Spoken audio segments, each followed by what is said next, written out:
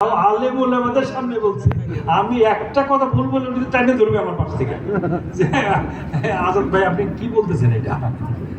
আমি কোরআন এবং হাদিস পড়াশোনা করেই এগুলি বলতেছি।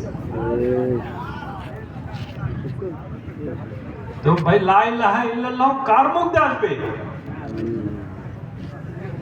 যিনি 5 ওয়াক্ত নামাজ জামাতের সাথে আদায় করবে আর সব সময় নিজেকে ওযুর হালতে রাখবেন, অন্যের গীবত গাবেন না, অন্যের সম্পত্তি জোর করে নিজের দখল করবেন না, কারো ক্ষতি করবেন না, পারলে মানুষের উপকার করবেন আর সব সময় মৃত্যুকে স্মরণ করবেন। উনি তার মধ্যেই আসবে লা ইলাহা ইল্লাল্লাহু মুহাম্মাদুর রাসূলুল্লাহ। আমাদের এই দুই কাঁধে